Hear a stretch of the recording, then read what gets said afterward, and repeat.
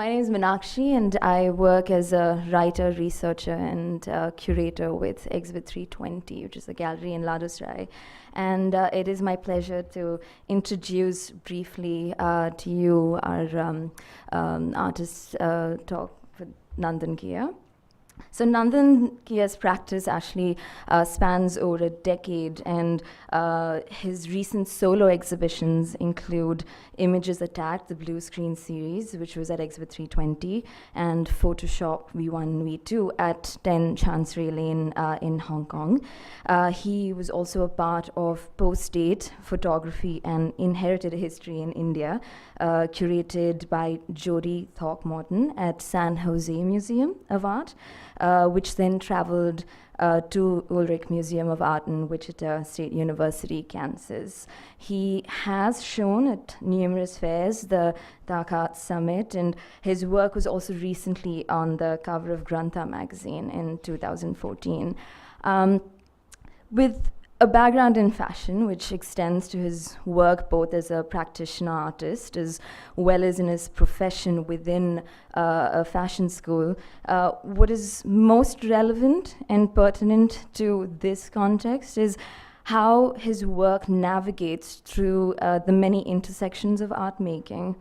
So rooted in the ideas of perception and the many ways of seeing, his narratives are within the realm of photography, as both being reiterated as well as challenging what that might mean.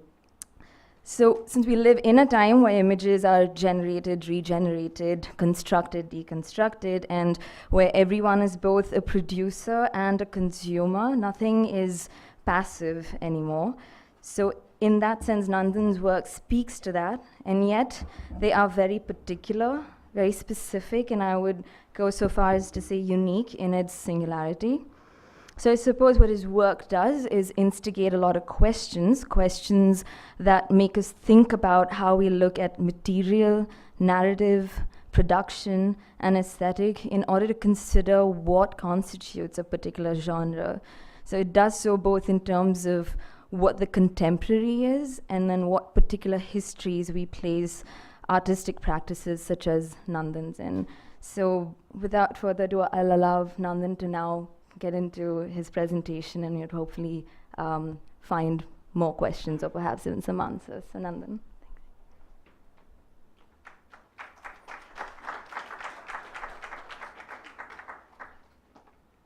Hello everyone. Thank you, Meenakshi, for the introduction. Thank you so much, Delhi Photo Festival, for giving me this opportunity to talk about my work, and I thank you all mostly for being here, and I will try to make this worth your while. So I have what I'm going to do is I have just chronologically, I mean a certain order, I've put the images, so I'll just walk you through the images. And my art practice, if I could sum it up in a sentence, is I paint pixels on photographs. I mean, that's what it sums it up. And I've been doing it for 5 years, and I conveniently called this project that started in 2010 Deface Book, because I was defacing images. And I'm going to try and share how and what of it as we go along.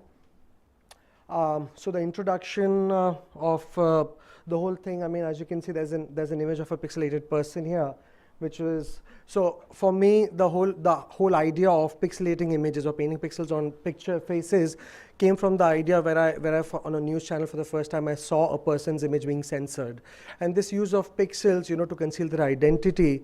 But the resultant image with the pixelated face was such a striking image to me as an artist, as a viewer, that as if we were looking at some kind of a mutant who was part flesh and part these square blocks of color.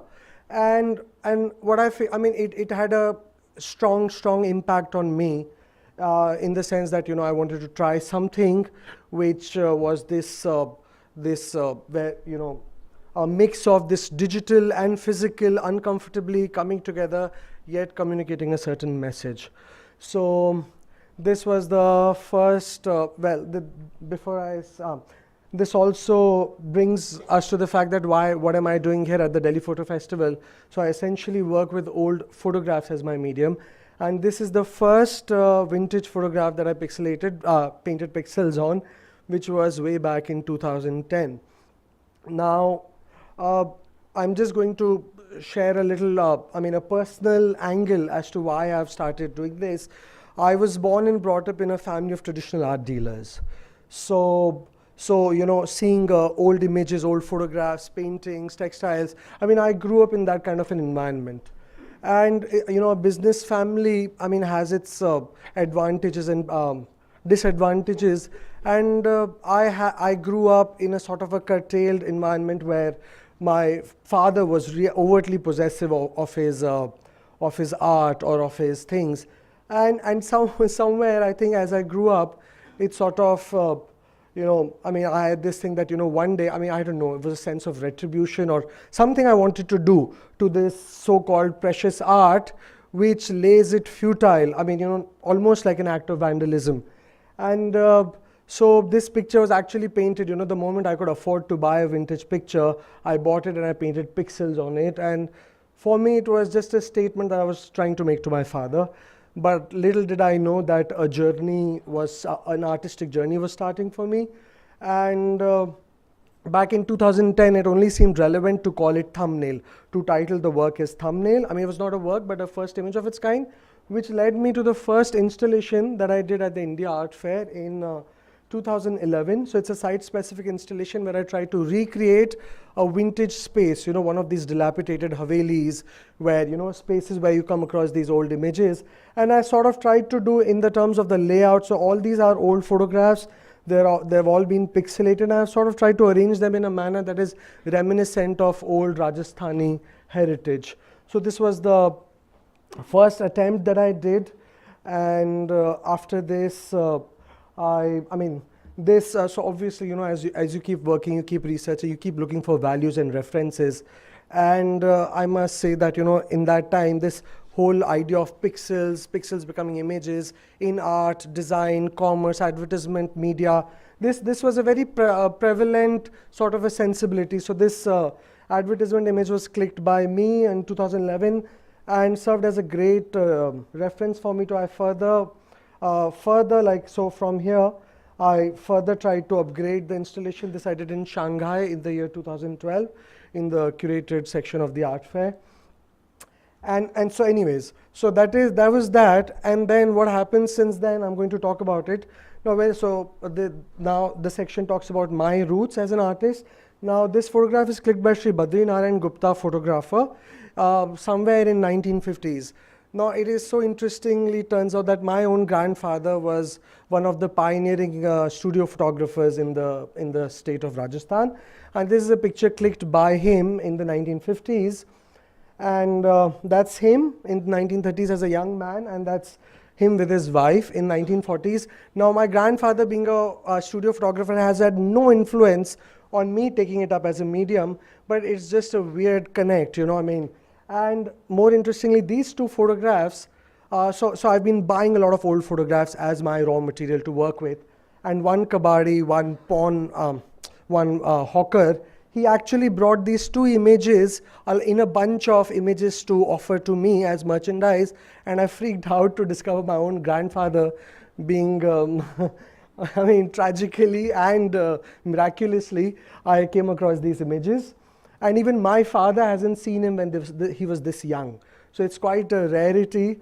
And now the fact that I pixelate photographs, it becomes all the more relevant. So there's another image clicked by him.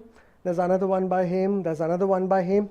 And yeah, the dates mentioned here. These are two of the stamps that I came across on his photographs. So I'm guessing the sticker is probably an earlier one and the stamp is a later one. And even the spelling is, I don't know why, the spelling of Narayan is different in both the pictures. So anyway, so that's my grandfather, and here I am. So now my works, I'm going to talk about these, these are the 1, 2, 3, 4, 5, 6. Okay, these are the 6 series under DFacebook that I've worked on over the last 5 years. I just introduced you to thumbnails. Now, I've been like, like all of us, I've been online, you're surfing Google, you're on social media. Now for me, the computer became a zone of studying, like in the sense that a normal usage of the computer for me was like, how an artist or photographer do their studies or experiments. So for me, even a normal Google surfing or just normal activities on the computer became food for the artistic thought.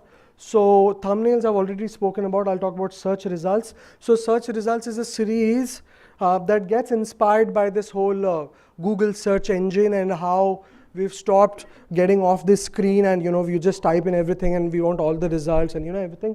So that became an inspiration, and the idea throughout my work obviously remains where I find this juxtaposition between the physical and the digital. In fact, a very funny incident with this image. So this hand cursor is actually painted on the photograph. And I shared this image with a friend of mine, and he calls me and says, there's a problem with the picture. It's neither fully downloading, nor can I remove the cursor. So I was like, dude, I painted it. So anyways, so this is so again the thumbnail becoming a search result where I'm thinking whether I should click or zoom it in or zoom it not, whatever. And so what I'm trying to do is I'm trying to bring out the digital screen onto a physical space. So that's what I did. This is a site-specific installation which is called the New Touch. So I mean, basically that becomes, and this is just before the touch screens are about to arrive, in the year 2011. So I created again a old-looking wall, but with these images there, and that little cursor is cut out in acrylic. So the idea was to get a sense that, I mean, I'm not sure, am I looking at a real screen or am I looking at a digital screen? And this work's called Chairman. And now what I've realized that, I mean, when you're searching Google and you write a keyword, and the search results are similar images of the same subject. And I didn't realize where that made a place deep in my psyche, and I started doing these collage works where I started actually putting images of same subjects together. So this work's called conveniently titled Chairman because there are people with chairs, and chairman as in, we can think of various human desire with the chair and stuff like that. So there's a little detail of the work. So as you can see, there are people posing, and even in studio photography, the chair has been a crucial prop since its advent. So there are men and women with chair, and that sense of power and everything that comes with sitting on a chair or standing next to it just becomes really fascinating for me.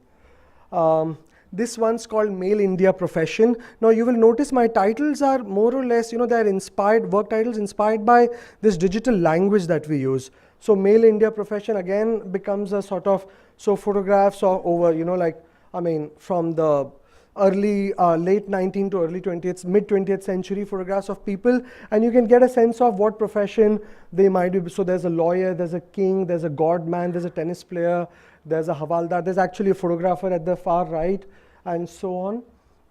And again, this female Indroid album, I mean, this Indroid was what, Indian and Android, so I was trying to create a cool word out of it.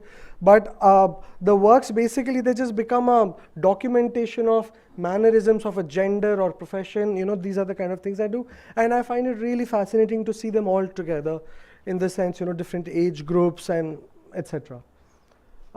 Status detached is a detail again. So there are sages and godmen documented together. And what I started, pixelating faces since the first day I did it. So that still continues. And this work's called Single and Available, again inspired by one of our relationship statuses and stuff. So there's a section of men, eligible men and eligible women. And then this work is called Men in Suits. So it's just putting, so finding photographs of people wearing suits.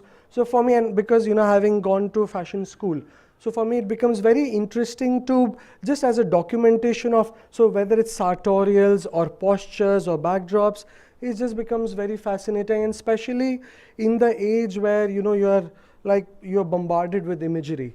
And this is this is where the existence of this photographic image that actually came into place. So looking at all this from the eyes of a 21st century individual, and it's quite overwhelming.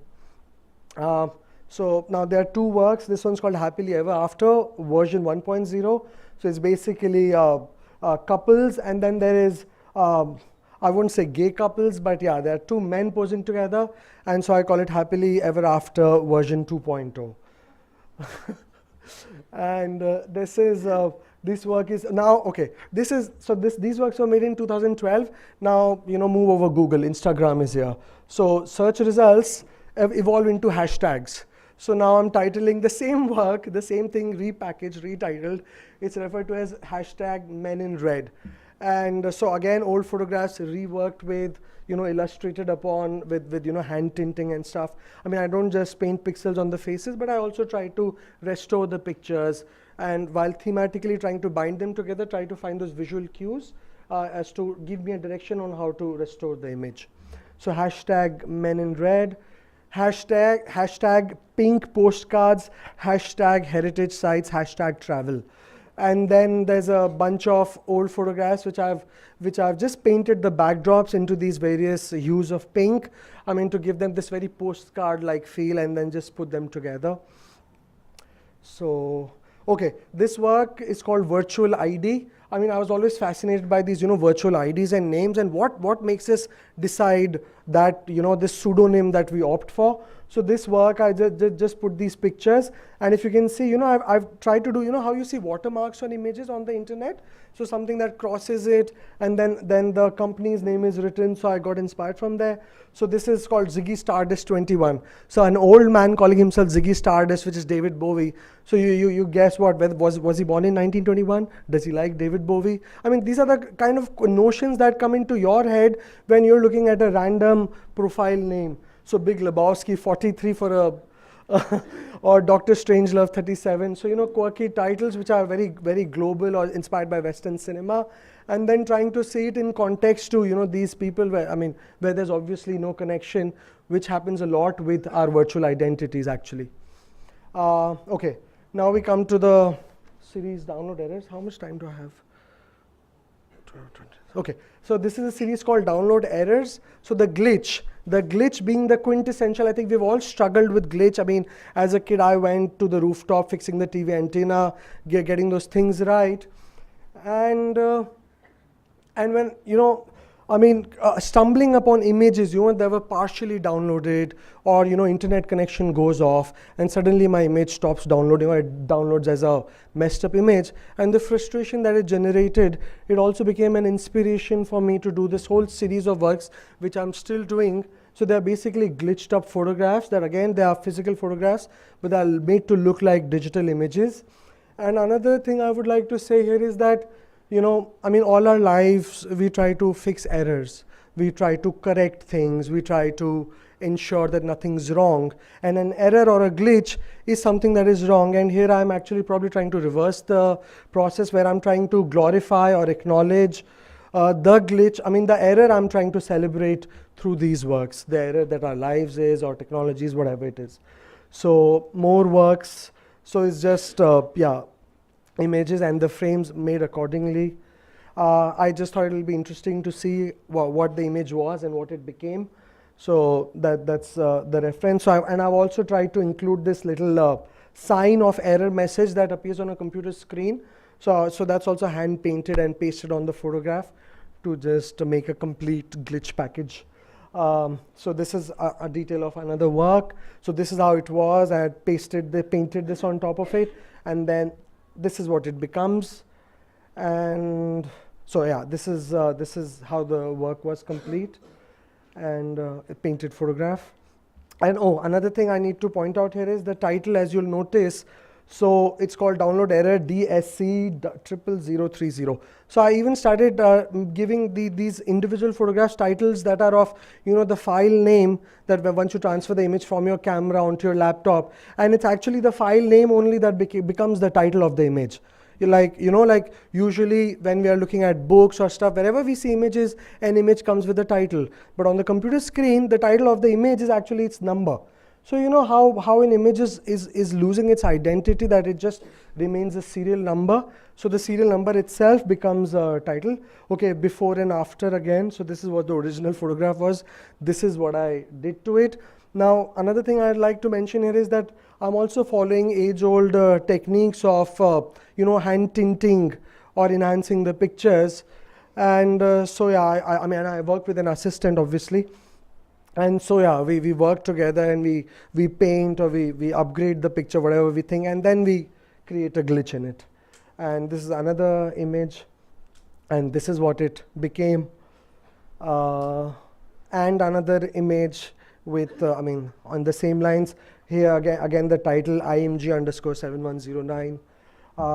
Two more of these download error images and more.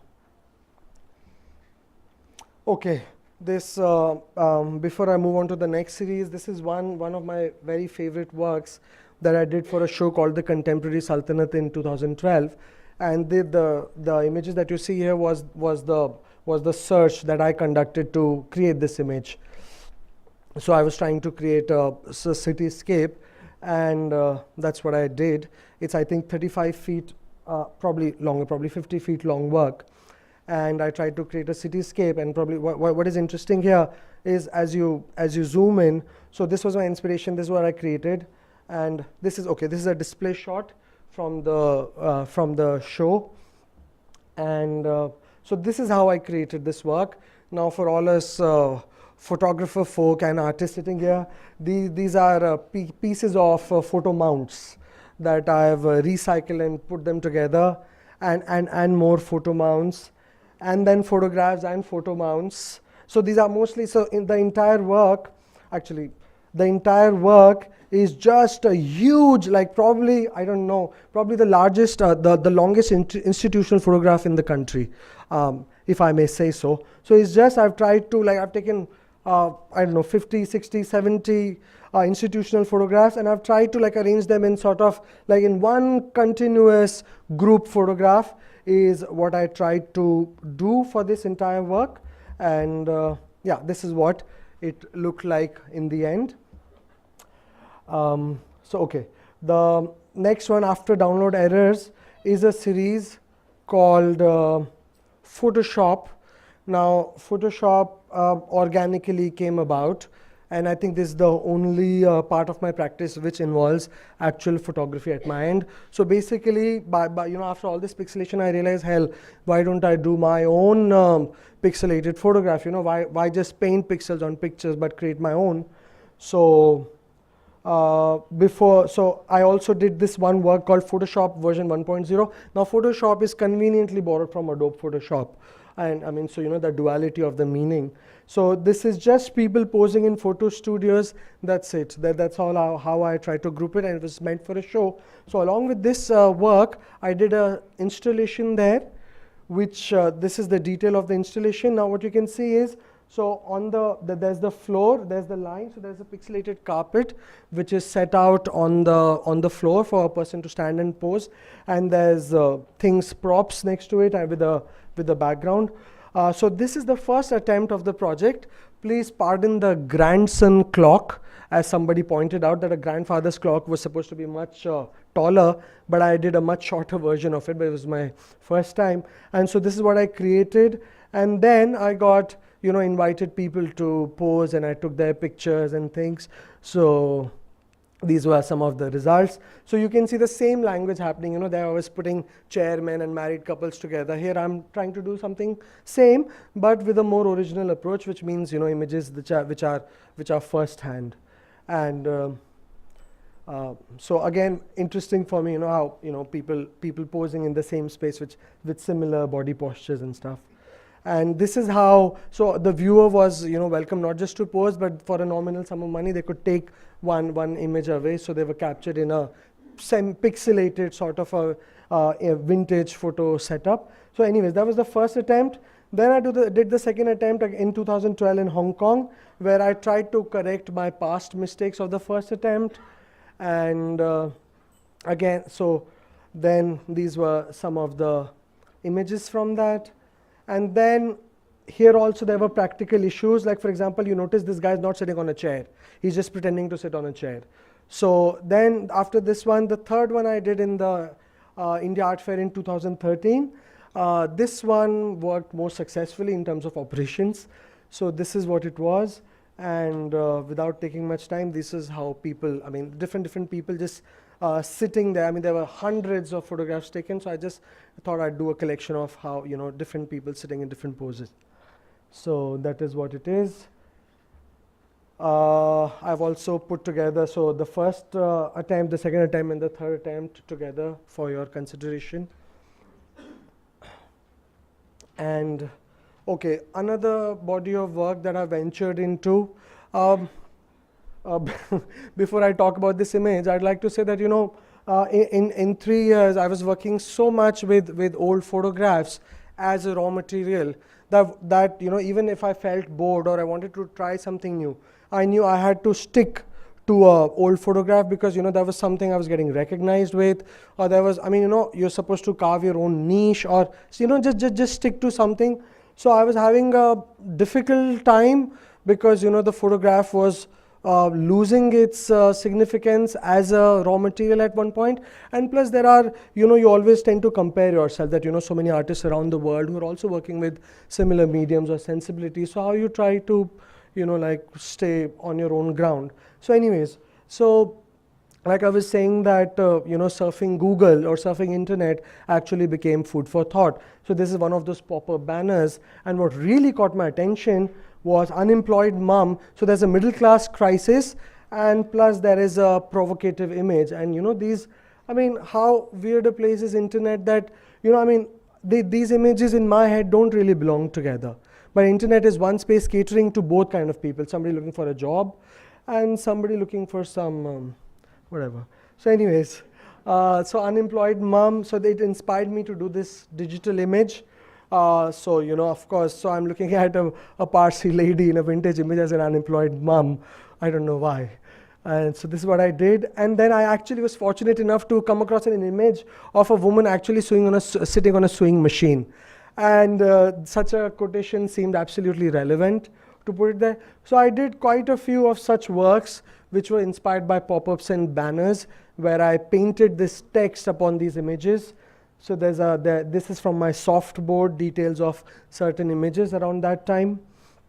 Again, these are inspired by these random slogans. So I'm trying to be funny, I'm trying to be witty, but I'm just, these random luring slogans that we come across online all the time. So I'm just trying to play with them.